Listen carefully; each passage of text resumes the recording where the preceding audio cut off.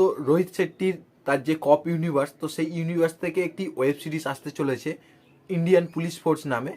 তো সেই সিরিজটা অ্যামাজন প্রাইমে রিলিজ হবে। তো এই সিরিজটার আগে একটি টিজার এসেছিল, তো এখন তার ট্রেলার এসছে। তো ট্রেলারটা দেখলাম, কেমন লাগলো ট্রেলারটা আজকের ভিডিওতে সেটা নিয়েই কথা হবে। তার আগে চ্যানেলটিকে সাবস্ক্রাইব করবেন এবং ভিডিওটা লাইক শেয়ার করবেন। তো এর যে প্রথম যে টিজারটা এসছিল, তো সেই টিজারটা সত্যি বলতে আমার তখন তো একদম ভালো লাগেনি এবং সেটা নিয়ে ভিডিও বানিয়েছিলাম। সেখানে বলেছিলাম যে টিজারটা আমার একদম ভালো লাগেনি এবং এই সিরিজটা থেকে আমার কোনো মানে এক্সপেকটেশানই নেই, কোনো আশাই নেই যে সিরিজটা ভালো একটা মানের সিরিজ হবে।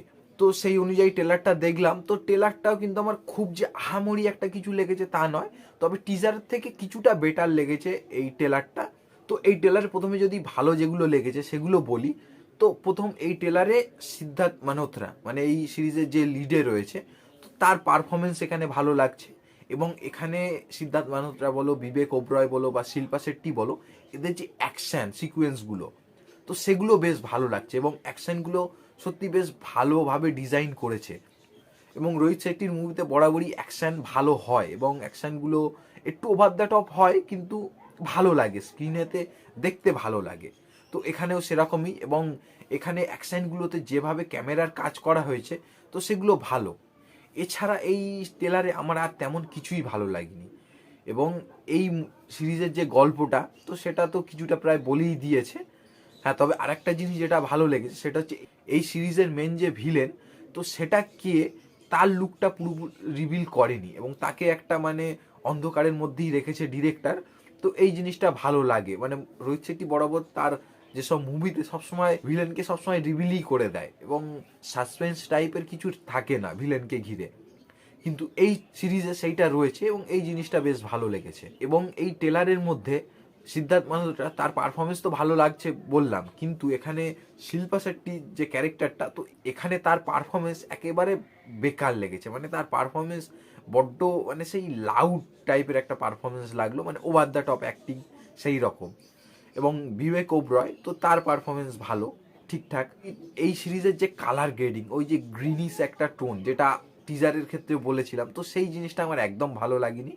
এছাড়া এখানে যে ভিএফএক্সের শটগুলো আছে, বিশেষ করে ওই যে ব্লাস্টের শটগুলো, কিংবা একটা শট আছে যেখানে মানে আগুন লেগে আছে চারিদিকে এবং সেখানে মানে সিদ্ধার্থ মালহোত্রা নিচে থেকে উঠছে, তো সেই শটগুলোতে মানে ভিএফএক্স যে খারাপ সেটা ভালোভাবে বোঝা যায়। তো এখানে খামতি রয়েছে। এবং অ্যামাজন প্রাইমে সিরিজটা আসছে এবং সিরিজটা ভালো রকম একটা বাজেট খরচা করেই বানানো হয়েছে, কিন্তু সেখানে যদি কাজ এই রকম মনে হয়, তো সেটা তো একটু খারাপ লাগেই। আর সব থেকে এই সিরিজের যেটা খারাপ লাগার বিষয় হচ্ছে সেটা হচ্ছে রোহিত শেট্টির যে কপ ইউনিভার্স, এর তো নিজের মানে কোনো কিছুই নেই, মানে যা নয় তাই সে করছে। তো এই জিনিসগুলো তো একেবারেই আমার পছন্দ নয়। মানে একটা প্রপার ইউনিভার্স যেটা বানানো দরকার, সেই প্রপার ইউনিভার্সের কিছুই নেই। আর এখানে যে ক্যারেক্টারটাকে নিয়ে টিজারের সময় অনেক মানে কথা উঠেছিল, নিকিতিন ধীরাজ যে ক্যারেক্টারটা, যে সূর্যবংশীতে ভিলেনের ক্যারেক্টার করেছিল, তো এখানেও সে রয়েছে। তো তাকে এই ট্রেলারে খুব অল্প পোর্শনই দেখানো হয়েছে। তাকে যদি এইরকম করে, তো ভবিষ্যতে রোহিত শেট্টি তার যে ইউনিভার্সে কি করবে মানে ধারণার বাইরে, মানে যা নয় তাই সে করতে পারে। এবং একটা সময় হয়তো গিয়ে এই যে ইউনিভার্স মানে একটা জগা খিচুড়ি টাইপের ইউনিভার্স হয়ে যাবে, মানে যেখানে ইউনিভার্সে এক সিনেমায় একজন এক রোল প্লে করছে, আবার সেই একটারই ওই ইউনিভার্সের আরও একটা মুভিতে অন্য আর একটা রোল প্লে করছে। এরকম তো হয়ে আসছে এবং হচ্ছে, এবং ভবিষ্যতে আরও বেশি করে হয়তো হবে। তবে যদি রোহিত শেট্টি এই জিনিসগুলোকে শুধরে নেয়, তো সেইটা ভালো। তবে মনে হয় না রোহিত শেট্টি শুধরোবে, কারণ শুধরানোর হলে এই রকম ধরনের জিনিসের আগেও উঠেছে কথা, তাহলে কথা ওঠার পরে এই সিরিজে আর এই রকম সে কাজ করতো না। তবে এই সিরিজটাই আমার দেখে, আমার এই সিরিজটার প্রতি এমন কোনো এক্সপেকটেশান নেই। জাস্ট দেখার তাই দেখবো, তারপরে কথা হবে সিরিজটা কেমন কি হলো। তো যারা ট্রেলারটা দেখেছেন কেমন লেগেছে কমেন্টে জানাবেন এবং ভিডিওটা লাইক শেয়ার করবেন। ধন্যবাদ।